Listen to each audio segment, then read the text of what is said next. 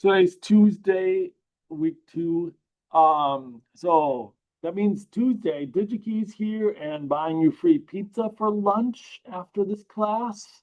I don't know if you saw my cryptic email last night, but if you deciphered it, it said they're here at noon and 3141 there. You can also sign up for interviews tomorrow if you want.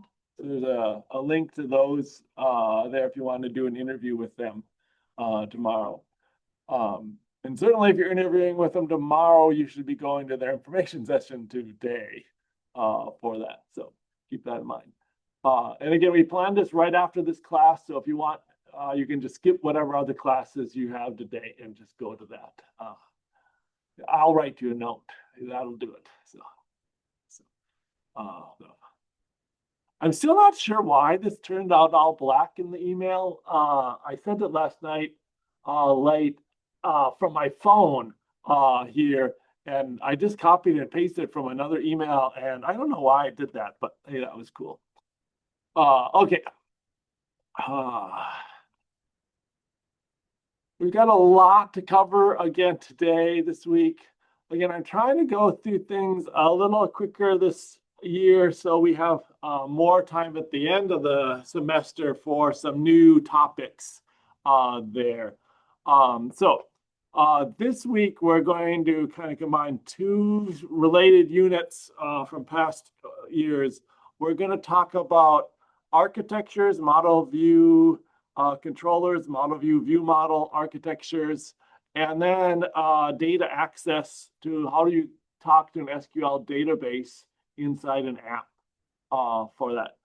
And if you're not familiar with ORMs, object relational mapping libraries, this might be your first one if you haven't seen one, but ORMs are very common out there. Things like Hibernate and stuff are really well-known libraries. There will be using the Android version of it, but again, version which is not that well-known, but again, is very similar to some of the other well-known ORMs out there.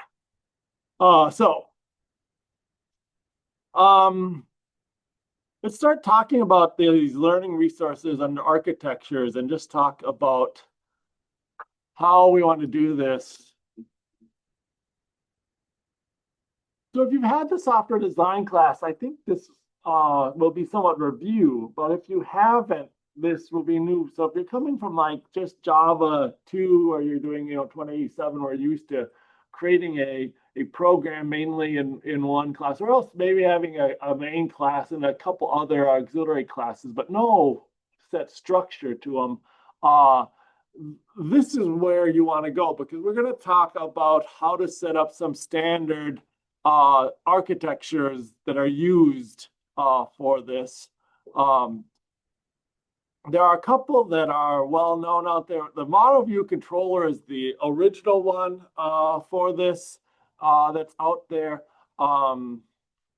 This is an article. This is an old Medium article from 2016 talking about. I keep it in here because I love. It's from Florina. And again, she has a link to Medium, which tends to be now subscription, but she also has it posted here. And she has some great videos of this. Back here when we start, I just loved her original material that she used to create back 10 years ago. And then I was just noticing, like, she was on the stage for Google I/O's keynote speaker. She was one of the keynote speakers this year at Google. So she's now doing that sort of stuff. She's an excellent communicator and designer here. So again, you can look through these sort of stuff. The idea here is we want to separate our app into parts. The interface, which we call the view. So anything related to the user interface is the view. The data, which we call the model. So the data model. And then in between that is some other part, sometimes called a controller here. Now, in the original model view controller, the view would go right to the data and send updates to the data And then the controller would also update the model and then update the view here. It broke things up, but it wasn't the greatest division here. Nowadays, we tend to use this model view model. So we replaced the word controller with the word view model here. So let me do this one.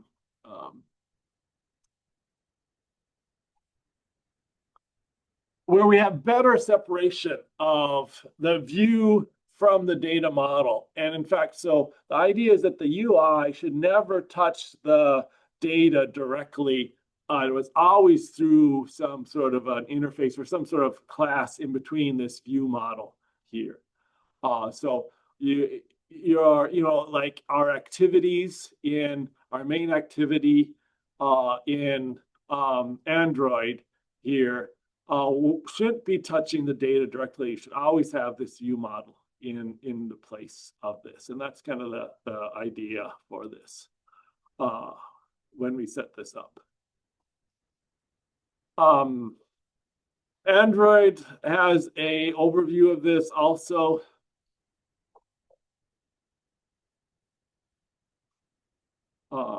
Talking about the view model and what it does here. Now, in Android, they have a special class for the view model and a special architecture that sets up for this, and it does a couple special things.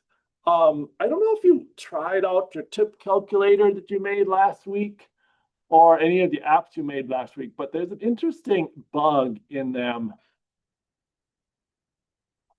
here. So if I run my tip calculator, I enter an amount, enter the number of parties, calculate tip, it shows it to that. But if I then show it to someone else and I turn the screen, when I turn the screen, it erases everything, tends to, because it'll restart the app often when it turns the screen for that. So the main activity is generally whenever you do things like you change the theme, let's say you switch to dark mode in the evening automatically, or you rotate your screen, the main activity is destroyed and recreated, and that's where our data is. And so everything is generally zeroed out.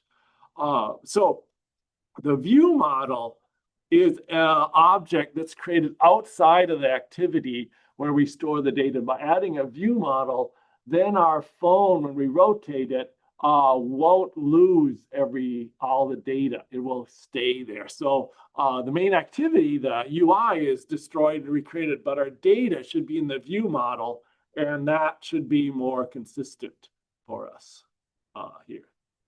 So that's what we're going to be working on, is this sort of view model kind of structure here. I did want to mention that I decided we're not going to go to fragments yet. I just left this here. Just so you know, we will start seeing this, is that right now we are working with like an XML layout file in Java and a main activity here.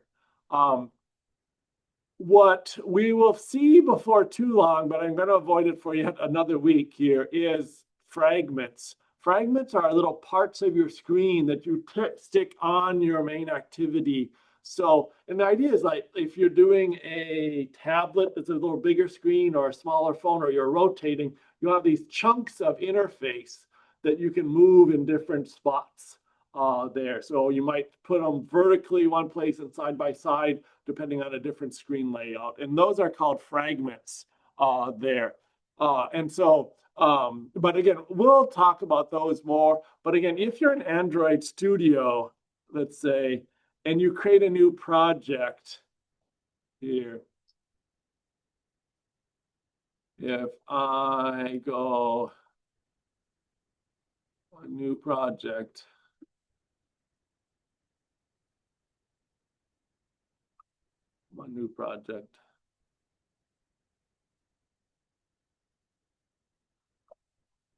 a lot of these new project templates, we've been working with these empty activities, and the reason is that if you create any of these other ones here, like this basic views activity, this navigation bottom one or the drawer one, all of these work with fragments. And so we've been avoiding them for now, but probably next week we'll start looking at those more. But so, you know, the UI will get more complicated soon. But here's a version of our tip calculator. Let's see if did I open this up? Update this. Yeah. So I'm going to open this up, this tip calculator with a model, a view model in the middle of it. So what we've done is rather than having, we had our layout file, we had our main activity, and we were doing everything in the main activity here. Now we're going to make a tip calculator class that is going to be able to calculate the tip and that sort of stuff, and then we'll have a view model in between. This is kind of overkill for something as simple as a tip calculator, but it kind of lets us see this relationship here for us. So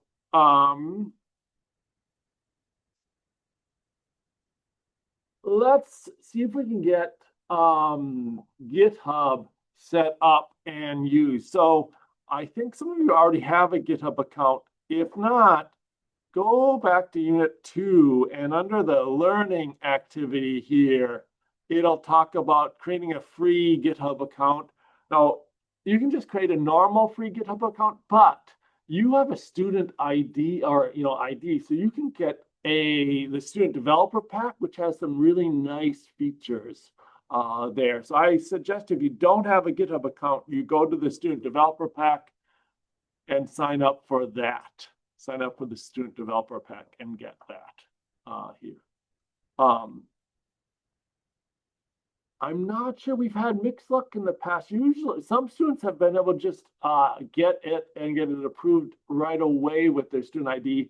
Other students have had to show their scan in their student ID or something like that. So I haven't been, I can't try it out because I've already have a GitHub account with my CSS email. So let me know how that goes and if you have any issues there. So if you don't have a GitHub account, we'll want you to create a GitHub account soon.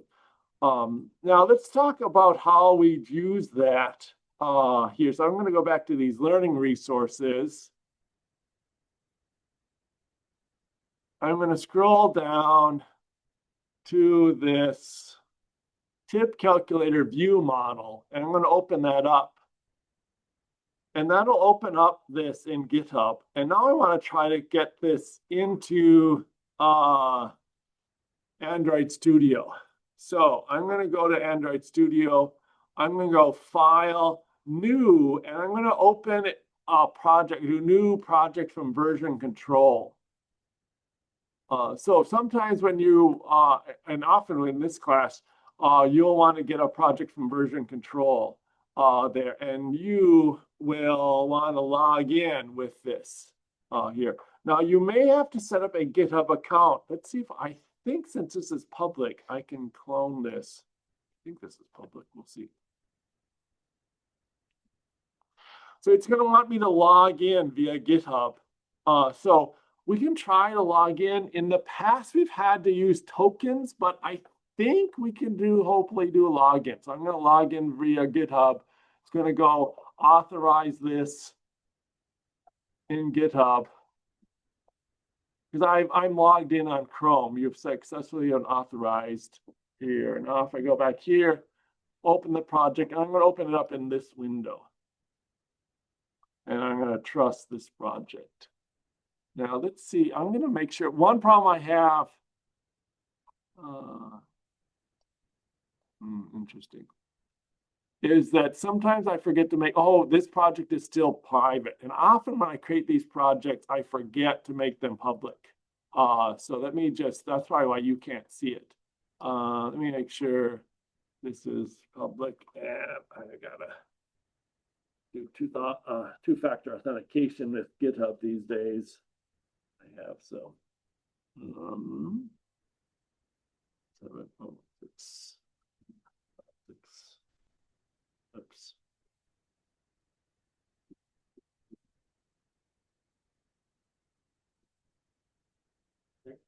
Okay, it should be public now, so you should be able to access that for you. So see if you can open up or get this Java tips calculator with view model opened up in your in Android Studio through GitHub. Is that from the first unit? It's from Unit 2 and it's in the Learning Resource Architectures section. So scroll down and Learning Resource Architecture, it'll be this way down to here, right after the picture. What activity did you do that for it? So I did a new and then project from version control. So you can create a new project right from version control there and paste it in there.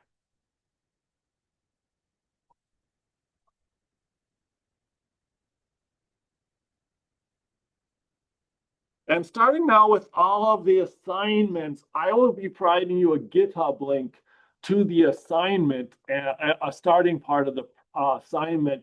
And you'll do this for almost all assignments going forward in this class. That's why, and again, I want to try to see if we can get this working here. I think we need the administrator to ask. Yes.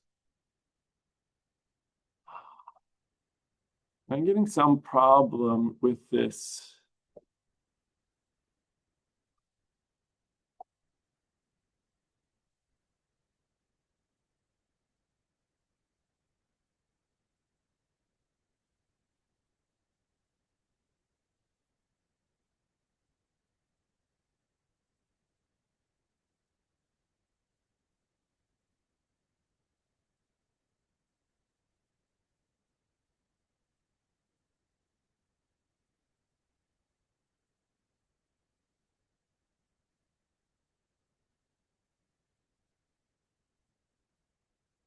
I'm going to update my Android Studio here and see how that, if that fixes it. Okay, and then you probably need a password.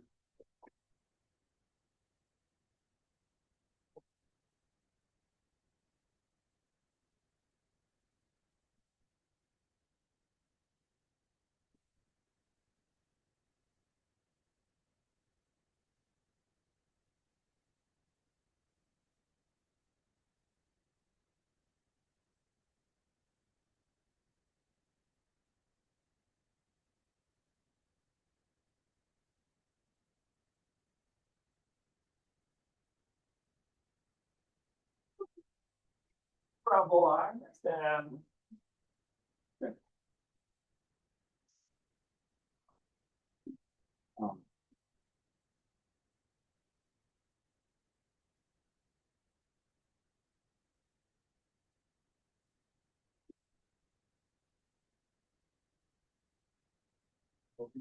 It seems that the GitHub is not available. I think so. Let me see if I update Android Studio, if that fixes. I'm going to restart it.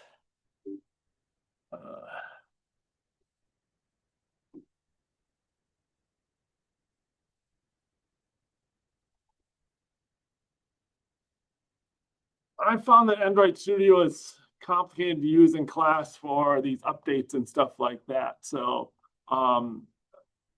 let me see how this works. It looks like I might have a slightly different version up in my office that I have down here. I think I have patch 1 down here and patch 2 upstairs, and actually did a different build system between patch 1 and patch 2. So you can't build projects. It seems like, you just think it wouldn't be that much different between patch 1 and patch 2 of the same basic thing. But I think it's causing some problems.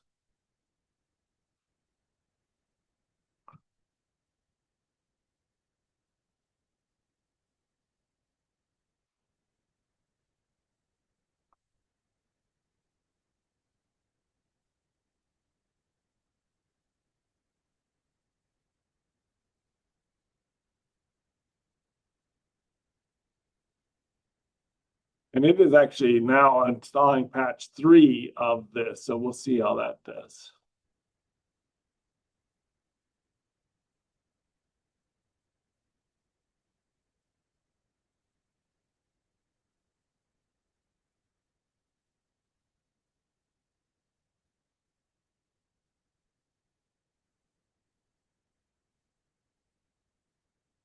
Okay, let's see if it'll run again here.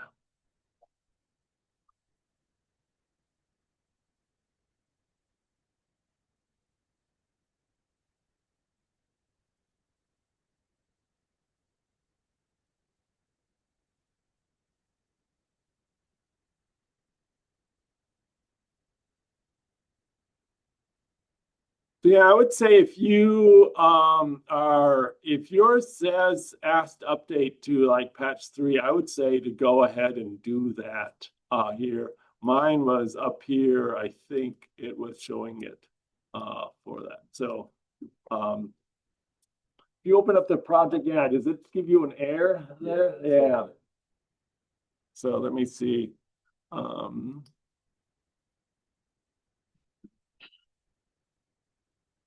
yeah, because when I updated it, then it didn't give me an error. Okay, so we've upgraded Android Studio here, and we download this project here.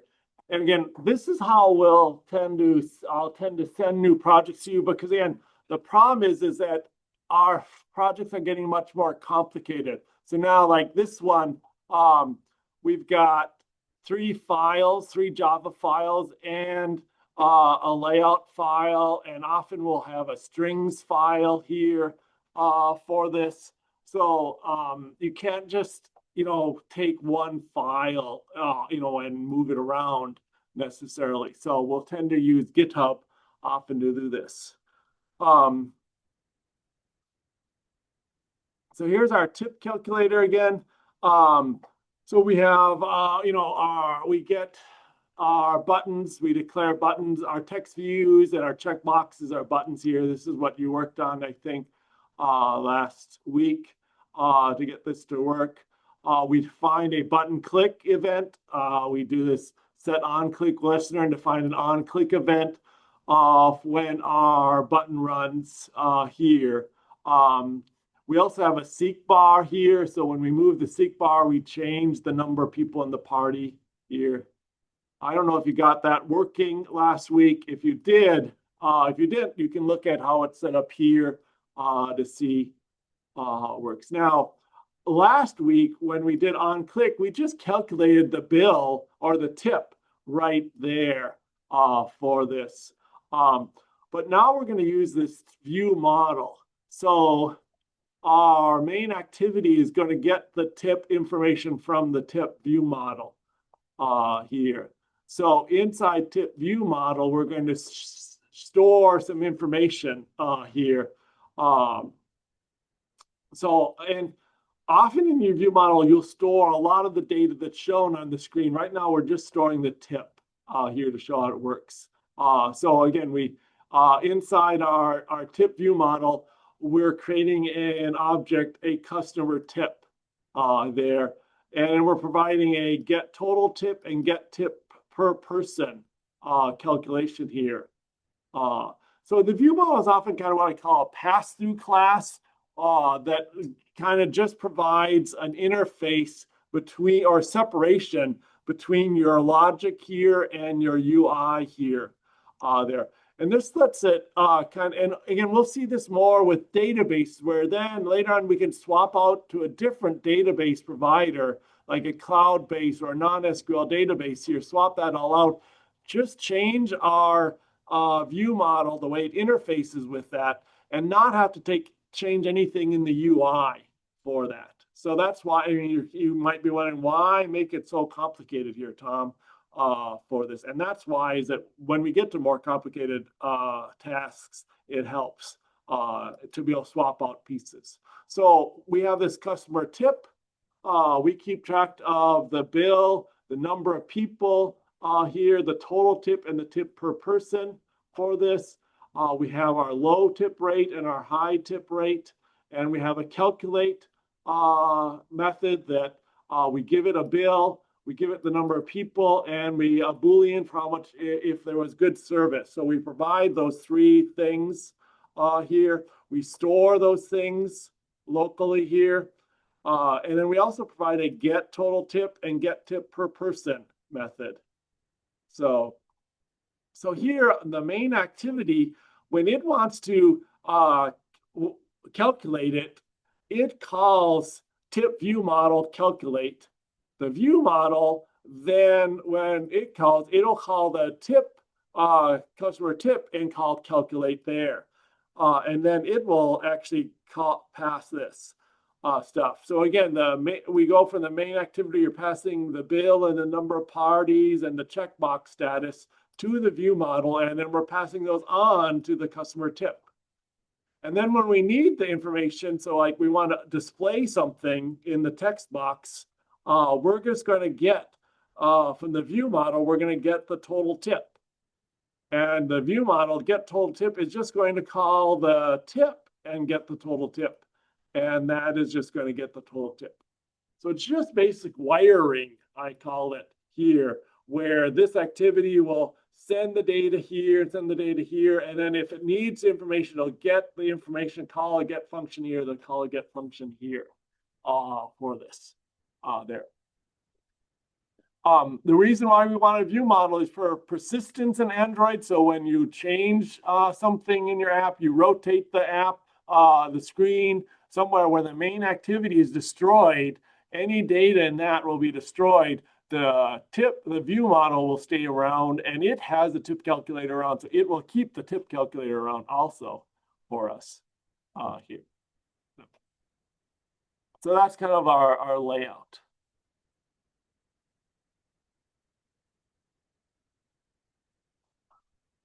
Questions on this? Edit something here.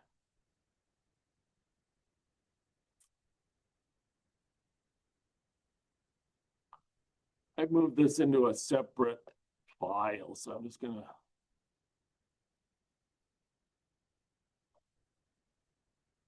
delete it here. Okay. And again, those of you who had software design, remember we've talked about view models and this sort of separation in software design with with C#, and they have the same sort of separation where you have a view model there often and separate. We talked about separation of concerns and these what we call architectural patterns in there. If you haven't had that yet, you'll see it again in that class. So how do we use this to do something? We're going to try this in our room database idea here. Actually, first I'm going to go back here and look. Yeah, we did this with the tip calculator.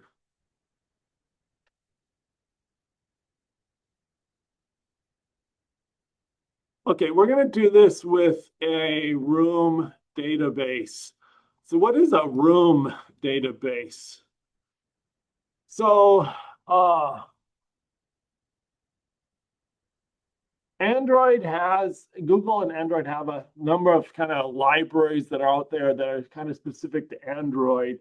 And Room is their interface to an SQL library. So if you want to run SQL, like MySQL on your phone there, and you want to interact with that SQL library, you generally will use the Room database there.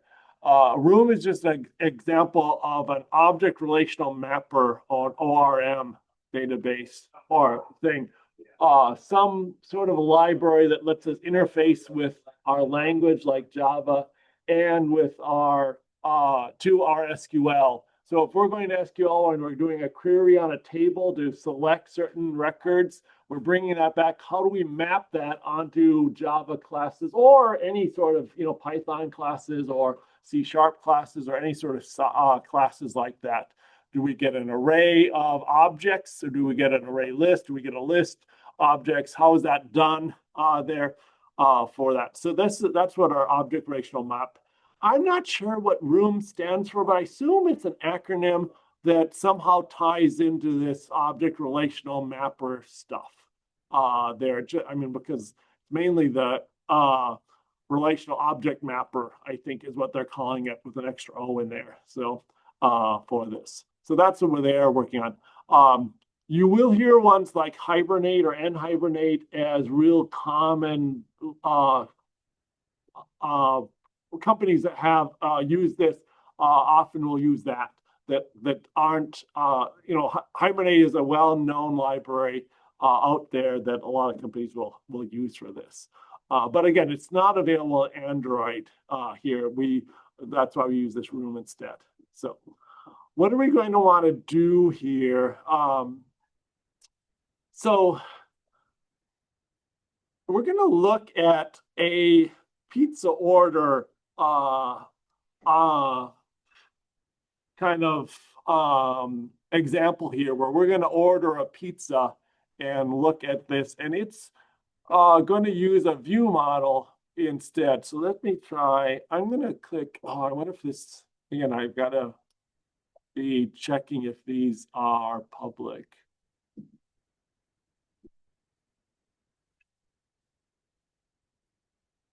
Yeah, okay, good. This is public. So we'll be doing this pizza view model. And in fact, I can grab this and just bring it in to my project again. And again, you don't have to, but you certainly can. I'm just going to do new project from version control, paste it in there. And again, now that I have GitHub all set up, I should well just paste it in there and open it up and trust this project. It should just open it up.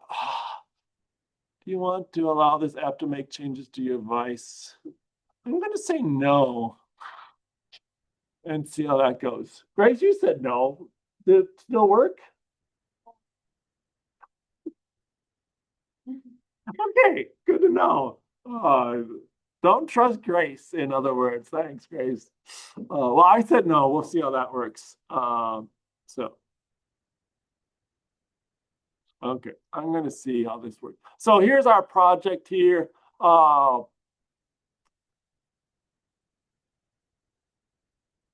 And we'll be doing this. So just so you know, you'll get access to this a slightly different way, but for our learning activity, you'll be adding the room database to this. So we'll spend, we might do some, it used to be on Tuesday, we would just kind of lecture and play, learn new stuff. And on Thursdays, we do the learning activity.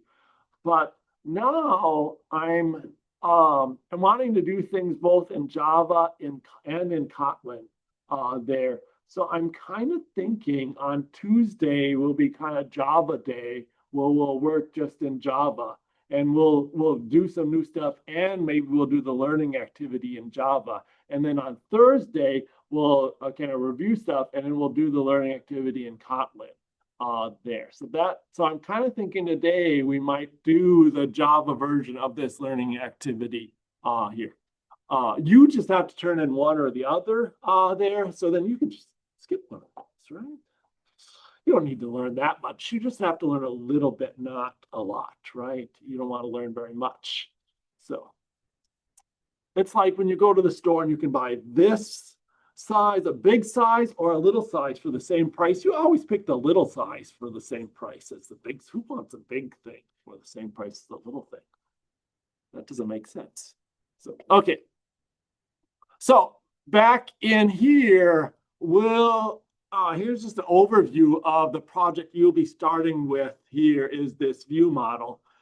So we have our main activity. And so let me find that under resources, layout, activity main. Here's our pizza order form. It'll take a while for that to open up. Yep. So here's our pizza order form. We're building very sophisticated user interfaces in this class because we're such advanced programmers.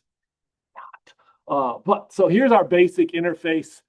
We can select the size of a pizza with a little slider here, small, medium, large, extra large maybe. And we can choose toppings. We have so many toppings to choose from. We can have chicken, pepperoni, or green peppers. And then we can add it to order, and then we'll display our list of orders in this text box here. Eventually, we'll we'll change this to a list, a scrolling list, but right now it's the text box. And place order is supposed to do the order, but right now, place order doesn't do anything here. We can just add to our order and then pretend to place the order with our order system. So that's our layout file. Our main activity here sets up but all of our UI stuff. So we have our two buttons. These things we haven't talked about them yet. These little things are called chips. Here, different UIs will call them different things. They're kind of like buttons, but they're just little chips you can activate. So we have some chips here for pepperoni, chicken, and green pepper. We have a text view for the size, so we just display the size. We have an edit text where we can edit where we have the text order. We keep track of the pizza order. 0 is small, 3 is extra large here. And then we create a view model. So again, we're here and we're creating a view model. Now, generally, you create a view model for every UI you have. So like every activity will have its own view model. We just have one activity or one fragment. So we're just having one view model. Since it's called main activity, we're calling it main view model because we are so creative in our naming there. So main activity gets the main view model there. So if we had like a user login activity, we probably have a user login view model to go with it. Okay, so we have a view model declared here. And then we have to instantiate it a certain way for this. We have a certain way of creating this view model. Again, because it's a special type of class that has to be persistent outside of our activity. So the view model might already be created because our activity may be restarted. So we are not actually creating it. We are asking the view model provider for a link to it there. View model provider is what we could call like almost a factory class. It will create the view model if need be. If not, if it's already out there, it'll point us to it. It also guarantees that we just have one view model out there, which is important in this case. It doesn't recreate the view model when we when our main activity is recreated for that. We do not have to define this view model. We just have to define the view model. All this kind of other wiring or stuff around it, like the view model provider, is given to us by Android here.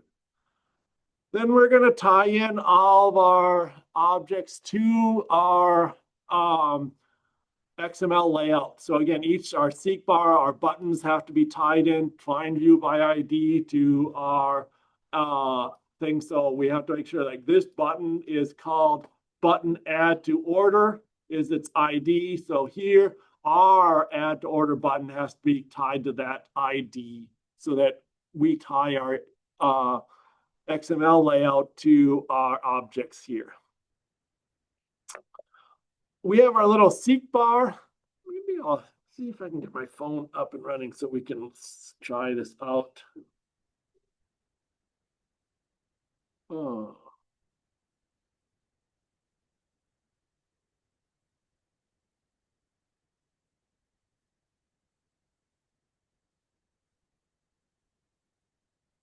So I'll run this. So we have our seek bar. And again, this is just a little slider that we can specify the size. So again, with seek bars, there's kind of a standard layout for these there. You define your seek bar on seek change listener there. And you need to override 3 functions here for this. on stop touch tracking touch and on start tracking touch. We are doing nothing there. The only thing is on progress. When something changes, we are again getting the progress as the pizza size and then updating our text view based on that. So if they move that progress bar over, we are just capturing. So this is a lot. This is what we see a lot in Android and some of these other libraries is we need all of that just to get our seek bar and work with our seek bar there. And all we're doing is we are grabbing the progress or where we are in the seek bar and updating our UI, our display based on that. This is why I like AI especially in things like this, because I'm always, I got to do a seek bar. What are the stupid things for seek bar? And it's this big long chunk of code that's always the same for seek bars, except I just put these 2 lines in it. So I like AI because it'll help. It'll just write that for me, so I don't have to go find. I remember. Okay, you can Google it, or I can search for. I used to have a project of Android stuff where I just had a bunch of UI elements. I'd always open up that project and grab that code and paste it in this one. So, but nowadays, again, AI can help you with this.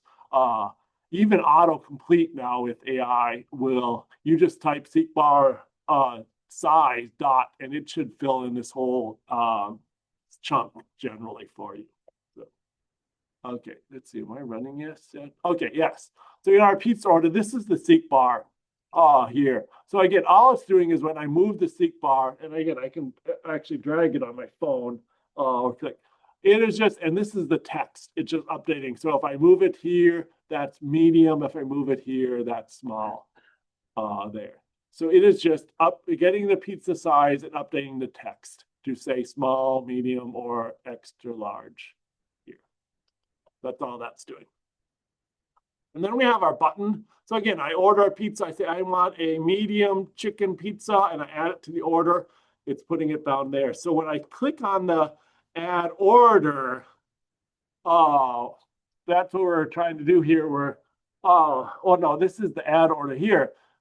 Add to order button here. So we are then using our view model to create an order with this stuff. So let's go back here. So again, our main activity, we have a view model here where we're telling that to do that. So let's look at our view model here. So our view model just creates a pizza order object and then provides the ability to get an order or place an order with that pizza object.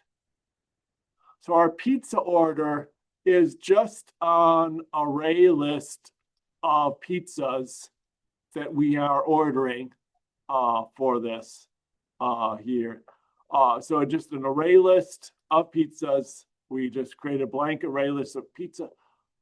Eventually, we want to put this in a database. It really doesn't make sense to have it in an array list necessarily. I mean, well, if it's just temporary and then we place the order, but we're also going to store this on a database so that if we're starting to add an order and then we have to take a phone or somehow, we don't place it the right way, we come back to our app or we swipe or something and come back to our app, our order is still there. It doesn't disappear if our app restarts for this. So eventually we'll replace this with a database, but right now we're just using an array list. So just an array list of pizza. Get order just goes through our array list and creates a long string of the order for this. And get total bill, order pizza. If we're ordering a pizza, we're given the topping and the size, and we're just creating a new pizza object with the topping and the size and adding it to our array list here. So then we have our pizza object. And again, anytime you're doing something like this, you have what I would call like an entity object that you're storing. So what are we working with? Pizza. We are ordering pizzas. We would be deleting pizzas or adding pizzas to our array. eventually we'll be storing pizzas in our database or going to our database and doing an SQL select and getting a bunch of pizzas from our database here. So pizzas just have the toppings, the price, the size, and then we have some strings, description and stuff like that to make it easier to work with here for this pizza. So this is our kind of layout here for our stuff. Main activity, the main view model, the pizza order, and that works with the pizza object. Now, we're going to want to store this in a database there. So we're going to need, so how do we do it? We're going to need an SQL database over here. We're going to need to be able to go to that database and give it SQL commands. Here's a question. Do you know SQL yet? So have you had like database modeling? Most of you have? Good. If not, it's SQL. We actually don't need that, but you'll learn SQL in database modeling for that. So if you haven't had database modeling yet, you'll learn SQL there, and so SQL is our language, right, to access our database there. So we'll have a database that'll here. Now it's just going to have one table for storing pizzas here. And we're going to want to read in that pizza thing. So what we do here is we have a SQL database object that's out there. We also have a DAO, and this is pretty common in a lot of these ORMs, is a database access object. Sometimes it calls something else, but it's something similar to that. I'm trying to think of like in React or other places where you've seen, I'm trying to remember what we called it in software design, if we called it a DAO or what we called it in that class when we did that. I think we call it DAO with that class. And I'm trying to think of what you call it. I think and I'm not sure with like React, a website, how you might access it too. But this is what we'll call it here as a DAO for that. And this will provide the SQL interface, and this is really the object relational mapper is our DAO here.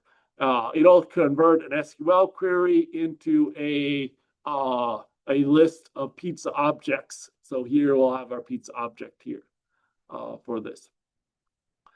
Now, we could just, our view model could access our pizza DAO directly, and that'll be fine. But at some point, we might want to swap out our database. We might want to switch to like a cloud-based database or a non-SQL database, and for that. So what we typically do is stick another class in here called a repository. So we're calling pizza repository. And that is just, again, similar to this. It's kind of a pass-through class for this. And what's nice is that we can swap out our whole database by just changing the pizza repository to access another database. And we don't have to worry about that here. Now, one question sometimes comes up is like this pizza object. Which parts of things should know about the pizza object? So generally, we don't want the UI to know about these low-level objects. So the main activity should never pass or get a pizza object because we might be modifying the pizza object. Well, when we're interacting with the main activity, we should just be sending strings kind of back and forth or low-level, things like UI sort of stuff there. But certainly the database and the pizza repository has to work with pizza objects. Some people argue that the view model shouldn't access this. Some people say, I think it's nice if the pizza object can access the pizza object because we can still change out the database and have another database, but have it provide pizzas in the same way for that. So I don't mind it the view model accessing the pizza object there. So some people would argue that this line might not want to be there, but I like that line there where the view model knows what a pizza is. So, okay, so let's look how this works. So let's look at our view model.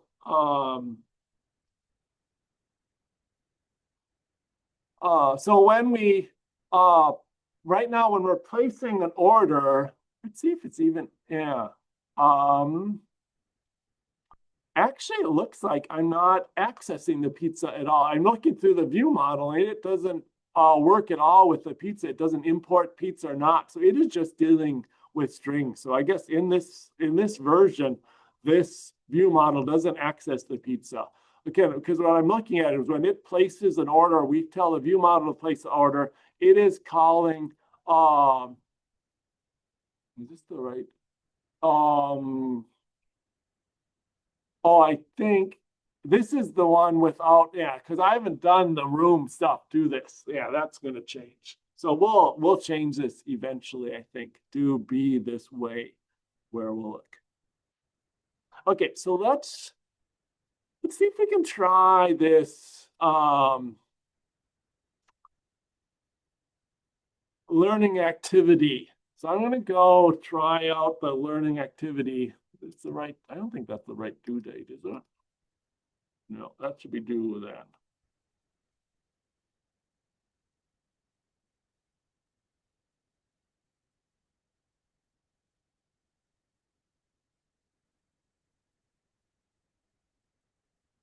Okay, so I'm going to go down to the learning activity and we're going to try to do that today. So what we're going to start doing is using GitHub Classroom in this class. So in GitHub Classroom, I set up a GitHub project and have a special link. So then you click on that link and it creates a copy of the repository for you for this assignment. And then you can work on that copy of the assignment for you. And then you just submit it or push it, whatever. And I can see your project in GitHub Classroom. So I can see that what you've done, and we have a share, we both kind of share the same GitHub project for that. So that makes submitting work really easy on your part, but we've got to do it all through this GitHub Classroom. So let's look at that. So in this learning activity 2, I'm going to do the Java one today. And so click on the Java one. You should be logged in the GitHub, hopefully. And it should say, do you accept this assignment here? And I'm going to say, I accept this assignment. And so it's going to make a copy of this GitHub project for me or you there, and then provide you a link to your own GitHub project here for this. So I'm going to grab that link. And now I'm going to go into not Visual Studio, Android Studio. And I'm going to do new project from version control, paste that link in here, and that'll be my starting project for this assignment. Open it up in this window, trust the project.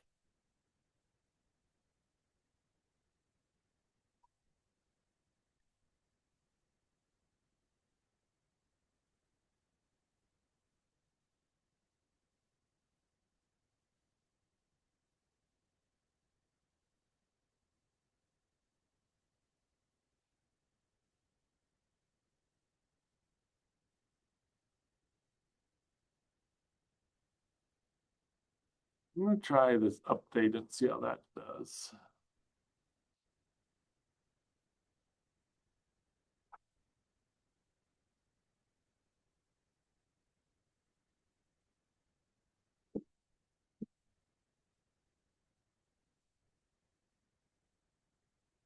Okay, so that's our goal, is to try to get this learning activity. And then we're going to try to go through and do these parts.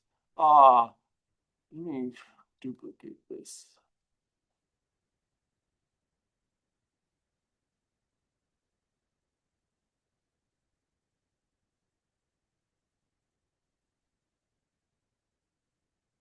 So we're gonna need to create we'll have this layout file, the main activity, we'll have the view model there, and we'll have the pizza class there. We'll want to have to create all this other stuff for this stuff. So that's what we're gonna work on, is creating those things for this.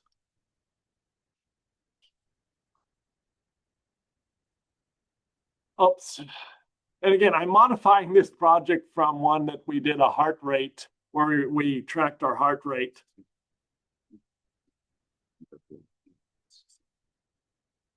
What was it? Yeah, you can see that right there. Okay. So there might be some places where it still says heart rate instead of pizza. So you should, anywhere it says heart rate, you should remember. I tried to change all the to pizzas, but I looks like I missed that first one, obviously. Okay. So first thing we want to do is annotate our pizza class, and see.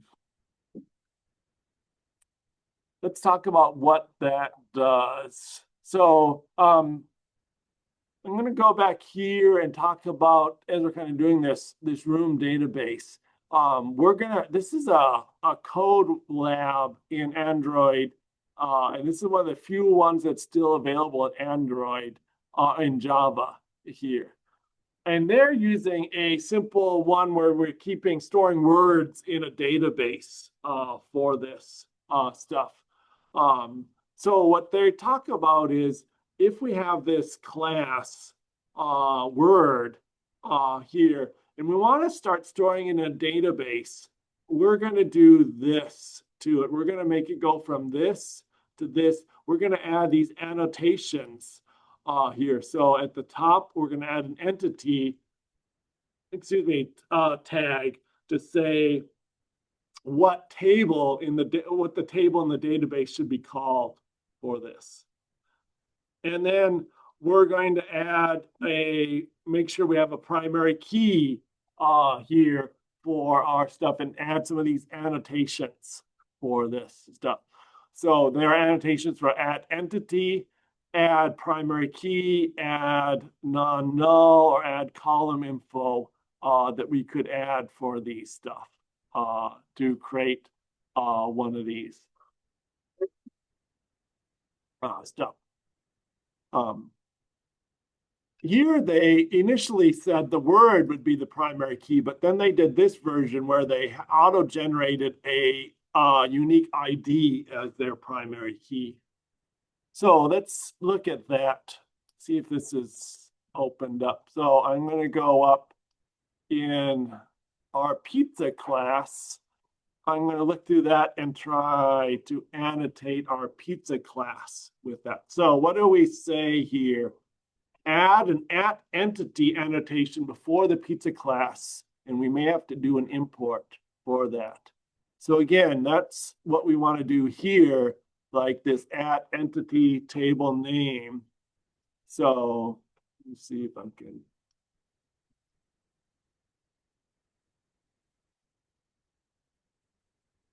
Right above the pizza class, I'm going to say at entity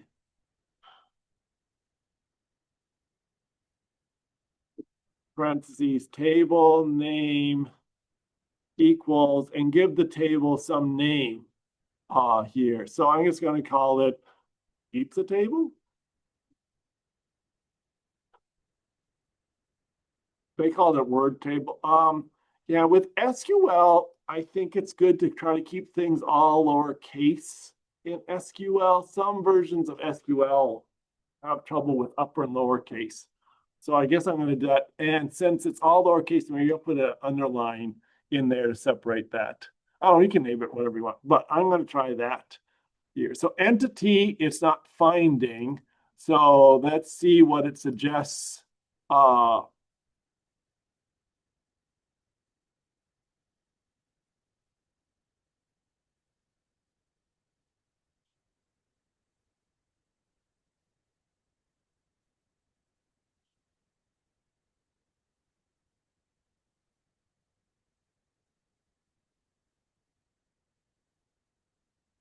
So one of the things we'll see here, I'm going to try this first one and see if what is this doing?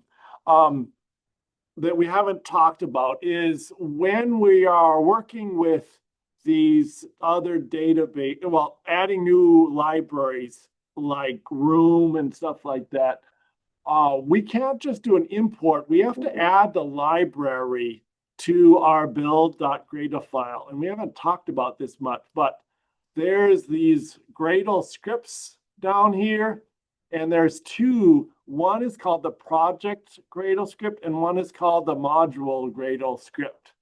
And they specify kind of the libraries we're doing. And this is pretty common in a number of different apps where, or interfaces where languages where you want to bring in different libraries, you may have to add them to a package list or something like that for this. So there's this list of dependencies, and we may have to add that here. I thought this would automatically add it to that list. But I'm not seeing it doing that. So let me add this.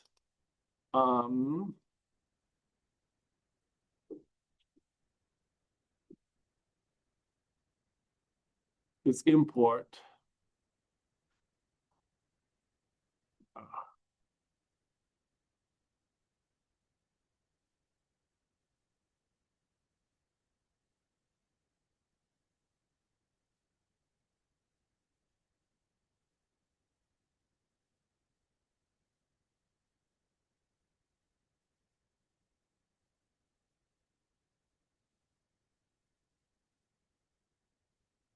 So here, when I try to do the import, now it's saying add the dependencies to on this and import. And so I'm going to say that, and that should update my build.gradle file. So again, in my build.gradle file, it'll add that room thing automatically into that. Some of the tutorials will tell you to add it in there yourself, but I find that if you do this, uh,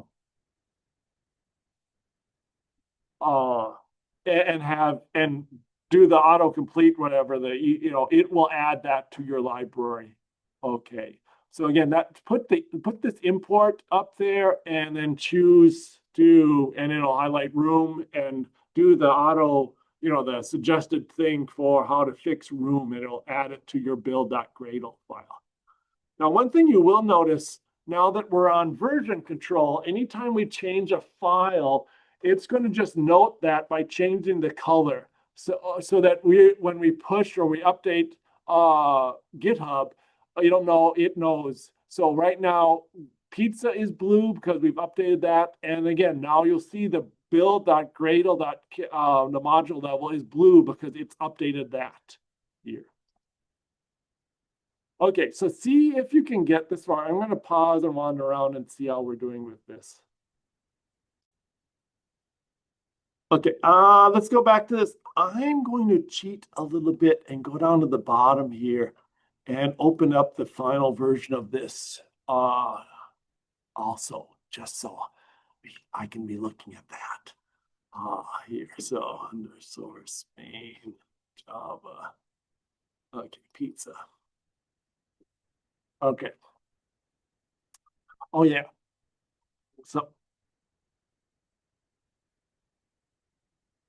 okay, so back here.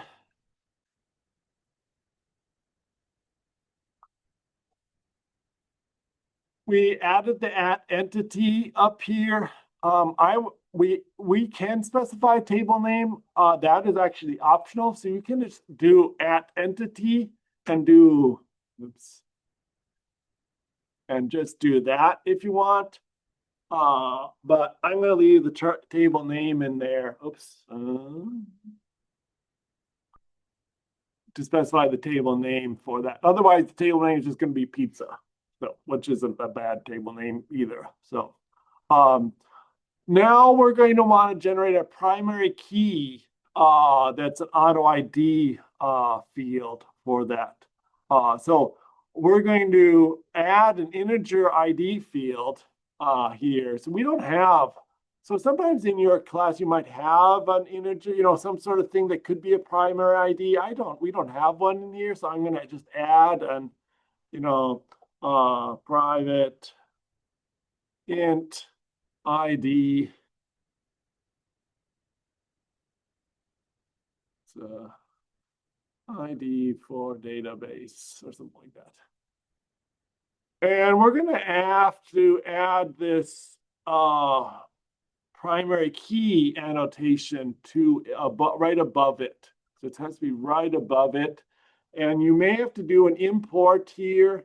So import class. It should add this import Android x.room.primary key for that. Now, most of the stuff, all the other things will be fields in our table. So they'll make a field for the price. It'll make a database field for topping and size string and stuff.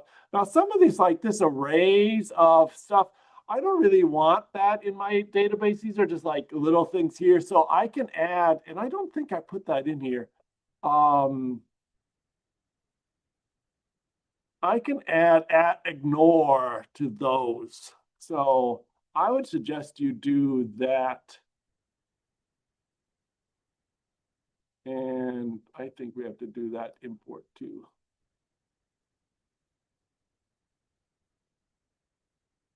You don't necessarily have to ignore, but I guess I don't think I have to store this or these two lists in every pizza object I store in the database. Those are, and again, they're finals, they're constants, so they're never changing anyway. So I'm just going to put @ignore here.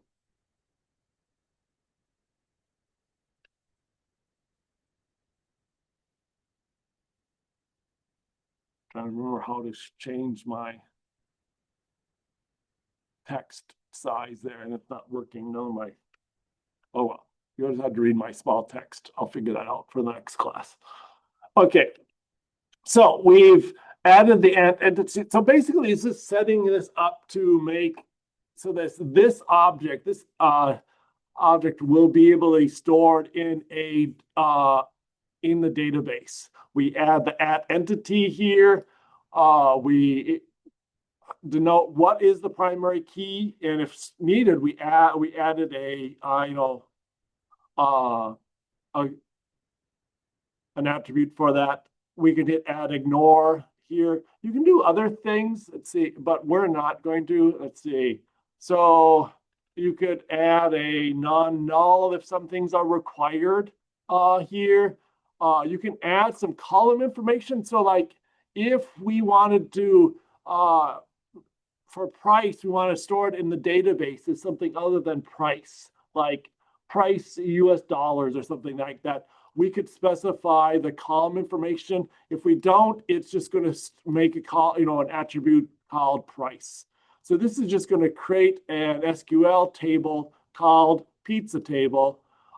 It's going to have an auto-generate ID field. It's not going to put these, but it'll have a toppings and a string, a price that's a double, a size integer, a size string, and a description. That'll all be for each in our table for our pizzas. There. All right.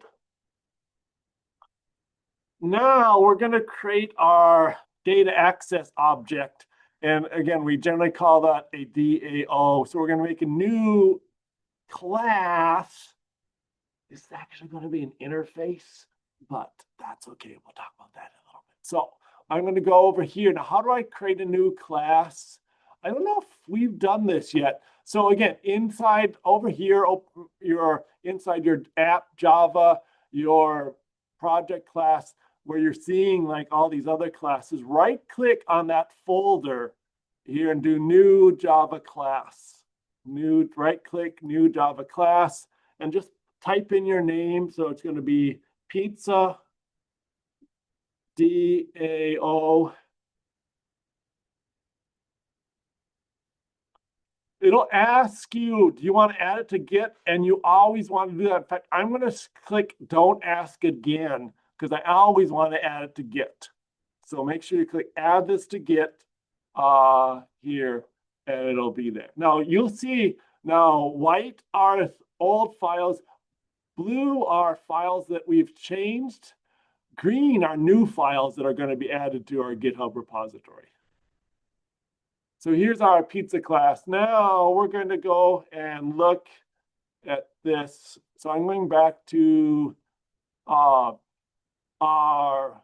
learning activity, our code lab. We did part 5. This is part 6, create the DAO here. So if you haven't, you might actually want to open this up. So again, this was in Learning Resources, Room Database. We're on part 6 here.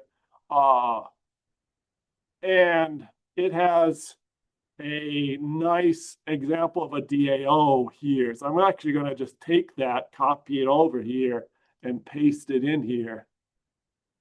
Now, this old thing said public class. This new thing is going to say public interface there.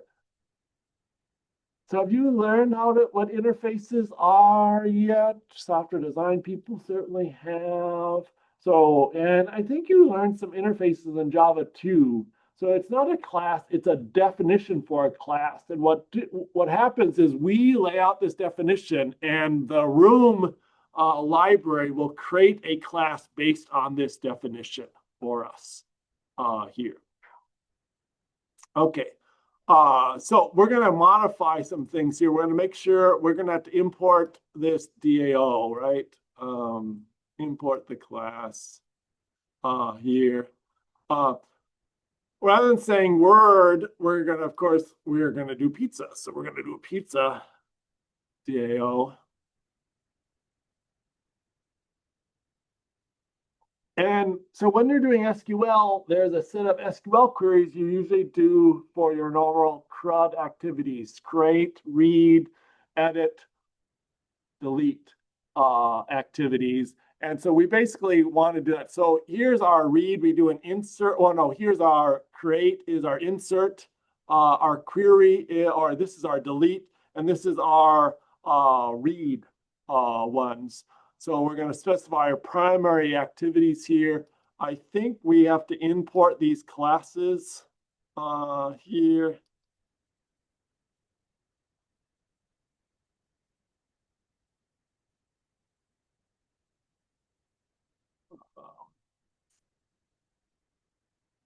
Okay, so I've imported my classes. Now,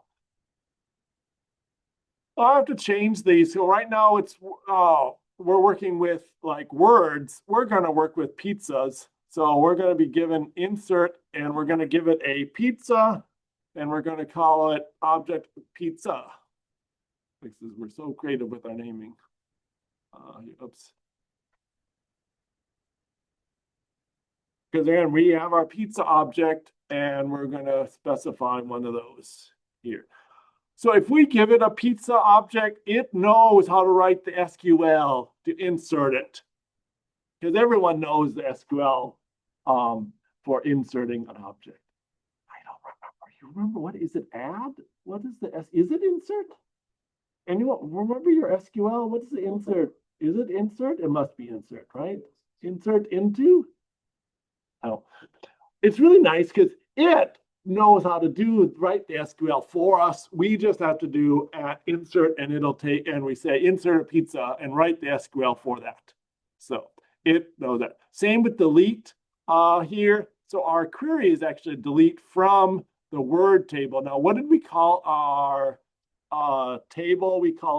I called mine the pizza table. So I'm going to say pizza table. And I want to import that. I'm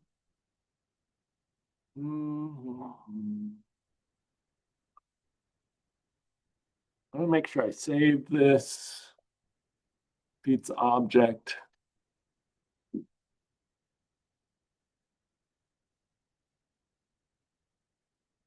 I'll come back to that in a minute. Figure out. So let me look. I think.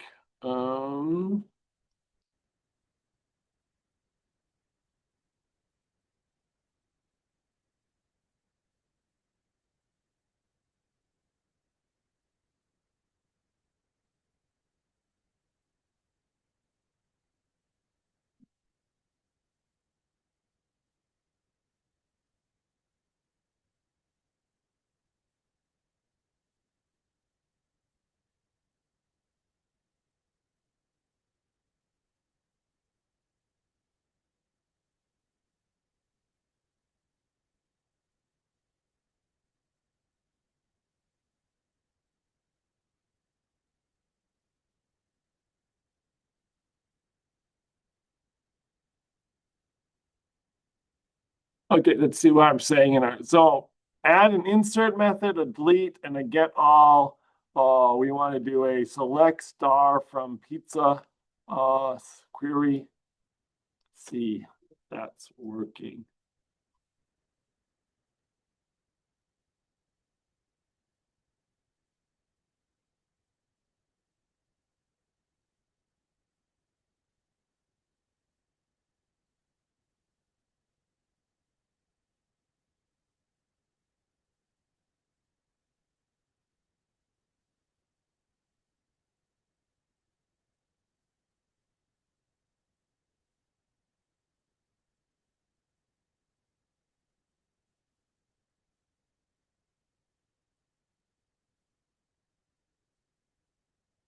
I'm going to turn to Gemini and see how that's doing today. I don't know why. And sometimes I have to reauthorize this. I'm not quite sure why I'm having to do this. So,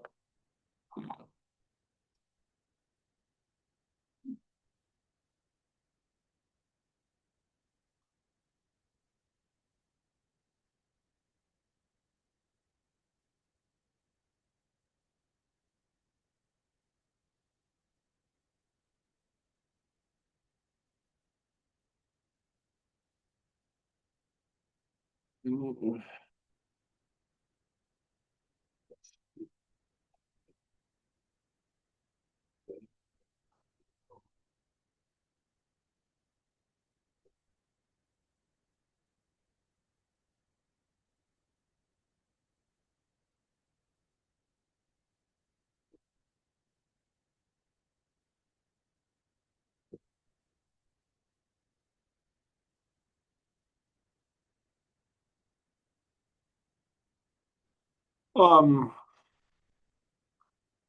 so yeah, what we're trying to do is specify the interface to the SQL. Let me jump back here to this this learning activity and see what it's doing. So it is specifying how we work with this stuff. And so we're working with different commands. So one is delete from word table. If we don't specify what files, this will be a delete all here. So this is our function delete all, and this is the query that it should be tied to. So if we say delete all, it should do that. So up here, yeah, again, if we say delete all, tell our DAO to delete all, it should delete from the pizza table here for us. And again, if we say get all, so again, I lost that here. This query should have an actual command after this. If we, it's filling it in here. If we want to get all the pizzas as a list here,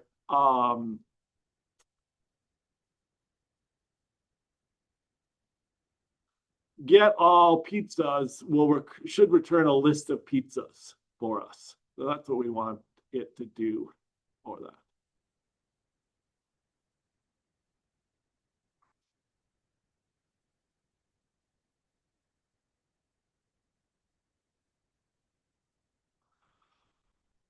So I'm still wondering why I'm running into these two problems with like pizza here. I think it's not importing pizza.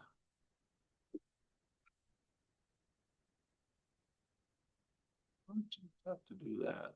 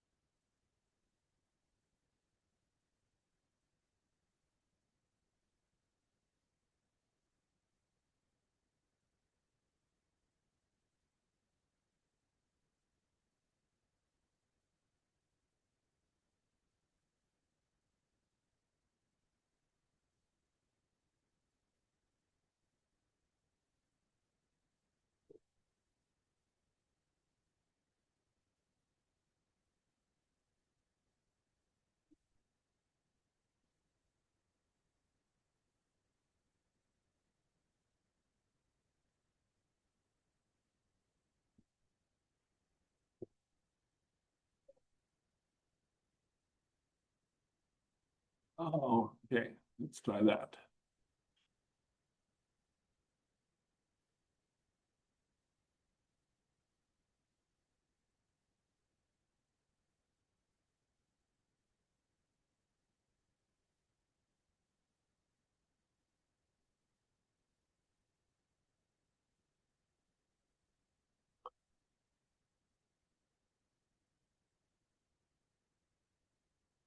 So usually we have to do an import here to import pizza to get that class, and I'm trying that. That's not quite working, so I'll have to look at this. Again, I think the problem here is we're inside an annotation and not just, so if I did this import up here for us, and so it did recognize this pizza, but it's not getting this pizza inside this annotation there. So I'm not quite sure why that is for this. Okay, I'm going to leave that there and we'll try to clear that up before next class. Someone figures it out, let me know, but I'm just going to try. I don't want to get bogged down right there. You know what? Sometimes what I see is that if I close and reopen or reopen the file, the whole Android Studio project, sometimes that'll do it. Sometimes if I resync it, so we'll let it be there. Okay, so going back here, we created the pizza DAO. Now we have to create our database. And we do that with a class. So again, how much time do we have? We don't have too much time left. So here we're going to create the actual SQL database out there. So we're going to create a pizza database class here. So again, similar here we go, right click and do new Java class, call it pizza database, create that. And again, a lot of this is boilerplate code also. So if we go into our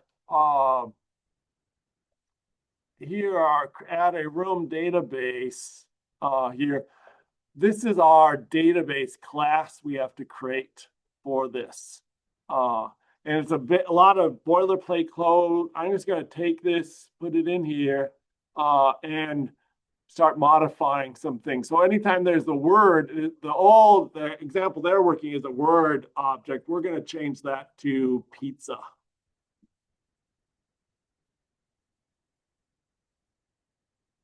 Dot class. And again, database, we're going to have to import here. Room database, we're going to have to, I don't know why that's sitting here. And again, instead of word DAO, so the database has to know what DAO to use to create the tables and the SQL. So we're going to use our pizza DAO here.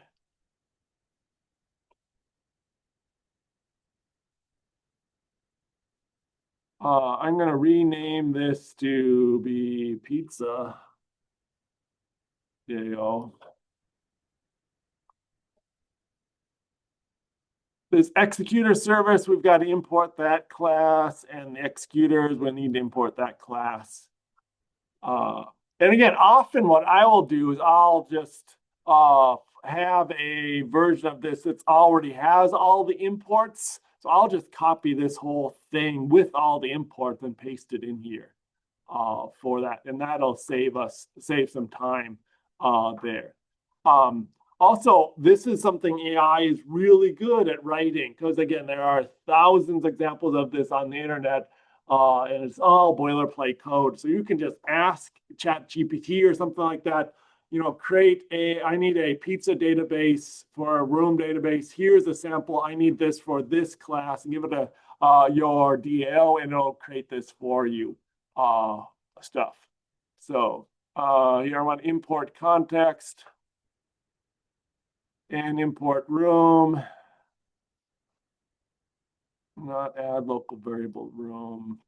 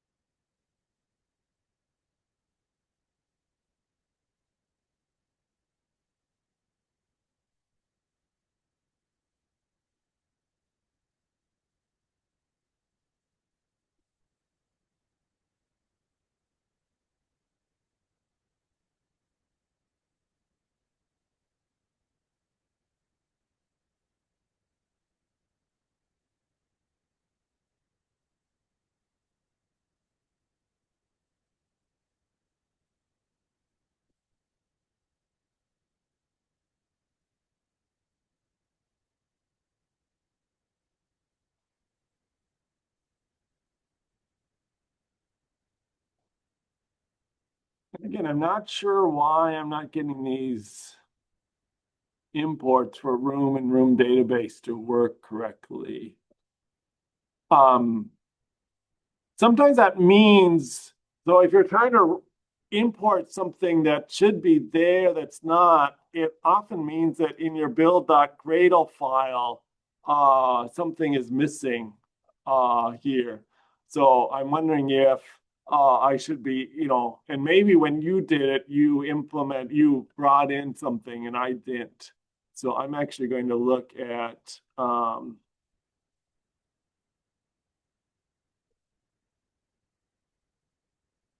yeah, I think I'm missing this implementation runtime stuff. I have the common JVM.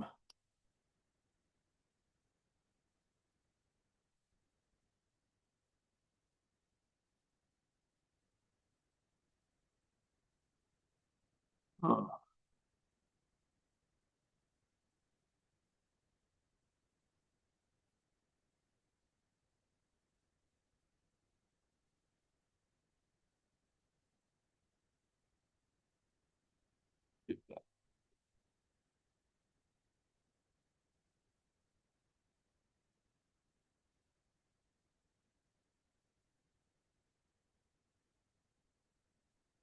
So I'm going to try to change those and then hit resync, and it's still not trying. It's still not finding those. Huh?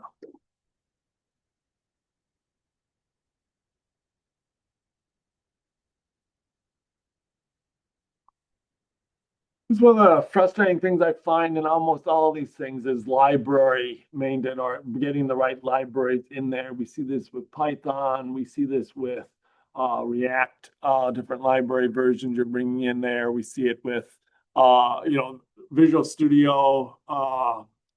Each of them have a different library management system, but they're often, so I hit resync and I'm still not getting this. So I'm going to try to, okay. All right, let's try to wrap this up. Again, I'll try to get this straightened out. And again, if you're having these problems, let me know. If not, it's something just I did wrong. Um, so the last thing we want to do is we have a heart rate, a pizza order class. We want to change that into a repository. So one thing you can do is if you have this pizza order class, you could just rename it there and redo it, and or you could delete it and recreate it. I'm gonna actually rename it, I think, because the main view already works with it directly. So I'm just gonna rename it. And again, I could just go in here and rename it, but again, I want to it's used in the view model in other places. So I want to do a refactor rename. So I want to make sure I go right click on it and do rename and call it pizza repository. And it should rename it in all the required places. So like the main view activity will now use that also. And we want to add the repository and stuff like that. So I'm going to wrap up here and stuff, and we'll try to finish this up on Thursday. And then Thursday we'll look at this, and then we'll also look at the Kotlin version of this. And basically we'll redo this. So what I would suggest before Thursday, you might want to go through the material, if you haven't already, in the learning resources, particularly the room database stuff here before Thursday. Walk through part of this code lab and read these things about creating a repository, creating a view model and stuff. Walk through them, read what they have here, and then we'll come back. We'll revisit this on Thursday, and hopefully by Thursday, we'll get the Java and the Kotlin versions working. Sound good? Okay, call me over if you're stuck somewhere and need help before we go. And then remember, what are you doing after class? You're getting free pizza. Hey, I wore my DigiKey shirt. Did you wear your DigiKey shirt? You don't have a DigiKey shirt? You don't have, some of you have DigiKey shirts. I wore my, see? Isn't it a fun pun? It's a computer pun. Hip, hip, hooray. It's classic. So it is getting kind of old. I was noticing on the back, this is from I think it's from 2015. The shirt is 10 years old. Oh, but I only wear it like, 3 times a year. So I've only worn it 15 times. So it's hardly old at all for that way. Right. So, okay. Maybe change the whole class to Oregon database for it to work. And you're getting no errors right now. Yeah. Yeah. Yeah, here's fine. Yeah. So usually, yeah, so the name of this, so you were in the database one? Yeah, the last thing. Right, yeah. So yeah, maybe that's, Maybe. yes, okay, so So this name, well, you could change, this name has to match that name. And so that's part of my problem. You're right. So this should be, so you did it the other way, but you could just change this to pizza database or pizza database. And I just did the import for room database. Yeah, And right. then there's like, it gave me another option after I tried to import it. Okay, yeah, right. You want for the, Here, lab library dependencies. Yeah, there you go. right. Yeah. Yeah, good job. Okay, yeah. So my problem is that I didn't change the name too. So yeah. So I changed well, the word room you- database to pizza. well, you could rechange it, and probably the easiest way, if you just right click there and choose to rename that, go to rename and it'll rename it. So change that to pizza room database or something like that. And then refactor. See, then it changes it right there. Oh, okay. Or it changes here and there and anywhere else it's needed. Okay. So yeah, that's a good way of doing it. Okay, I started using Linux Mint. okay. Yeah. How do you like that? It's a lot. It's just takes some time to get used to, Yeah, but everything you'd ever need, you could just do it in the terminal. right. And like whenever sometimes when I'm doing like a tutorial or something, Right. it tells you, oh, go to this setting and everything. Yes, I could just ask for the Right. terminal code. for it yeah, and then just right, put it. yes. Now, a lot of these, I don't know, I've been using VS Code because VS Code has a nice terminal windows that you can open and, a lot of times you can type in there. Now, a lot of these IDEs will have a terminal window Mhm. attached that you can type in some of those commands. Sometimes if you're going through a tutorial, it tells you to type it in and you're in this, Yeah. and you don't have a It choice. works in there. too. Sometimes you can pop up the terminal window and that works out. Oh, too. okay. So just keep that in mind. All right, thank you. So. Where's the digit keys? 3141, so up and in the middle of the hallway. All right, thank you. Okay, so Hey, Jeff? you're going to eat pizza, aren't you? Yes, the answer would be yeah. We are going to go get free pizza, but. Oh, the one. I was thinking of